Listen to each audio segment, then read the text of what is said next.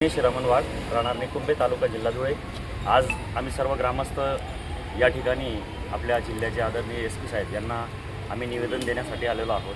कारण आमच्या गावामध्ये दिनांक 8/6/2026 रोजी आमच्या गावातील ग्रामस्थ शानाभाऊ संभू पाटील हे आपल्या मित्राच्या वाड्यावर गेले असता रस्त्याने जात असताना अमरधामजवळ त्यांच्यावर बेसावधपणे एका इसमाने म्हणजे आरोपी दशरथ किसन ठाकरे याने बेसावधपणे त्यांच्यावर मागून लोखंडी रॉडने जोरात वार केले। त्याच्याने ते जमिनीवर पडले आणि बेशुद्ध अवस्थेत झाले। त्याच्यानंतर आम्ही त्यांना उचलून सिद्धेश्वर हॉस्पिटलला आणलं आणि त्यांच्यावर उपचार सुरू झाले। त्याच्यानंतर दुसऱ्या दिवशी म्हणजे 9/6/2026 रोजी त्यांचा उपचारादरम्यान सकाळी 8 वाजता डॉक्टरांनी त्यांना मृत घोषित केलं।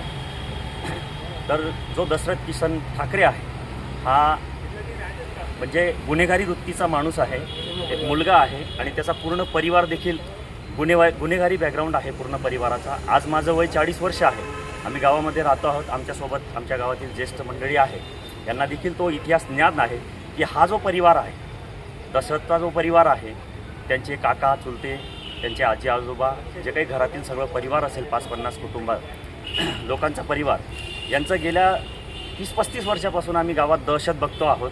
यांची एवढी दहशत आहे की गावातील सर्व शेतकऱ्यांचे, सर्व आमचं गाव बागायत आहे, बागायत शेतकऱ्यांच्या शेतातील मोटारी चोरणं, शेती उपयोगी वस्तू चोरणं, फळबागांचे नुकसान करणं आणि जर काही ज्याचं नुकसान झालेलं आहे तो जर सांगायला गेला तर त्याच्यावर कुठेतरी ॲट्रॉसिटीसारखे प्रकार घडवणं, त्याच्यावर काहीतरी चुकीचे आरोप लावणं, या गोष्टी केलेल्या आहेत। आणि एकत्रित जर त्यांचा पूर्ण मागचा 20-25 वर्षाचा क्रिमिनल बॅकग्राऊंड जर बघितला तर हे पूर्ण कुटुंब क्रिमिनल आहे। तर आम्ही निवेदन देण्याचा मूळ उद्देश हाच आहे की जे शानाभाऊच्या परिवारावर आज दुःख आलेलं आहे तर शानाभाऊला न्याय देण्यात यावा आणि संबंधिताला फाशीची शिक्षा देण्यात यावी, या मागणीसाठी आम्ही SP साहेबांकडे आलेलो आहोत। आणि आमची दुसरी मागणी अशी आहे की ह्या कुटुंबाला जिल्ह्याच्या हद्दपार करण्यात यावं, याच्यासाठी आम्ही साहेबांना निवेदन देण्यासाठी आलेलो आहोत।